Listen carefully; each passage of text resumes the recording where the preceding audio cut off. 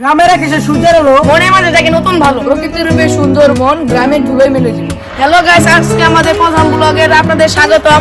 আজকে আমাদের প্রথম ব্লগে তুলে ধরছি আমাদের ঐতিহ্যবাহী গ্রাম। যদি আমাদের গ্রাম আপনারা ঘুরে দেখতে চান তাহলে এই পথে যেতে হবে। আপনারা দেখতে পাচ্ছেন আমাদের পিছনে একটা ইটভাটা, সেই ইটভাটাতে আমাদের এলাকার অনেক মানুষ কাজ করে অর্থ উপার্জন করছে। আবার এর একটা খারাপ দিক হচ্ছে নিয়মিত এই ইটভাটা আমাদের এলাকার দূষিত দিক। আপনারা দেখতে পাচ্ছেন আমার পিছনে ভুট্টা ক্ষেত। ইন্দিলপুর মোল্লাপাড়া প্রায় অর্ধেক ভাগ মানুষ এই ভুট্টা চাষ করেছে, কারণ এই ভুট্টা থেকে অনেক লাভ হয়। ক্ষেতের পাশাপাশি আমাদের পিছনে দেখতে পাচ্ছেন কলা বাগান, এটা আমাদের কৃষকেরা চাষ করে। চলেন এখন আমরা কলা বাগান দেখতে যাই।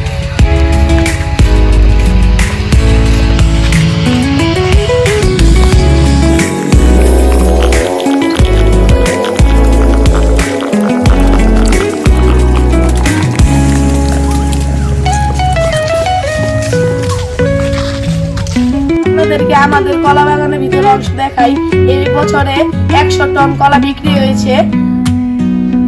এই কলা বাগানটি প্রায় 100 একর জমিনে অবস্থিত। চলেন আপনাদেরকে আমাদের ভিতরে অংশ দেখাই বলো।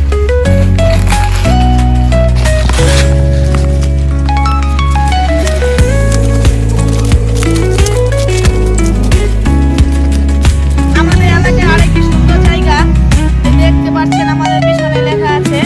চলেন আপনাদেরকে এই জায়গাটা দেখে আসি।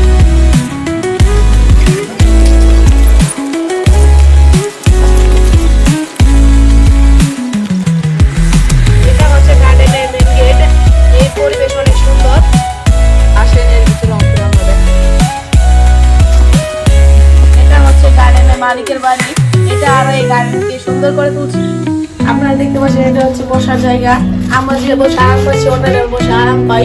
আপনাদের আরো কিছু জিনিস দেখাই, এদিকে আসেন। এটা হচ্ছে সিঁড়ি, যেখানে মানুষ এখানে নামে। এখানে অনেক বড় পুকুর, এখানে অনেক বড় বড় মাছ আছে। আজকে আমরা এই সকালবেলায় এই পুকুরে স্নান করেছি এবং জুমার নামাজ পড়তে গিয়েছি। এর চারপাশে অনেক খুঁটি আছে এবং কি অনেক সুন্দর সুন্দর গাছপালা আছে। এই গাছপালা আরো এই গার্ডেন সিটিকে সুন্দর করে তুলছে। চলেন এর পানি ছিটিয়ে দেখেন। এই পানিকে আপনাদের দেখাই। এই পানিটা হচ্ছে অনেক সুন্দর। এখানে আজকে অনেক বসে রয়েছে, কিন্তু রোদ উঠার কারণে এই পানিটা গরম হয়ে গেছে। আপনাদের পানিটা খেয়ে দেখাই। গাজীপুর গাড়ির দিকে বড় দেখতে পাচ্ছি আমাদের এলাকার দ্বিতীয় মসজিদ আমাদের পিছনে। এখানে অনেক মানুষের নামাজ পড়ে।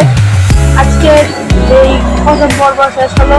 দ্বিতীয় পর্বতে আমাদের চ্যানেলটি ফলো করে।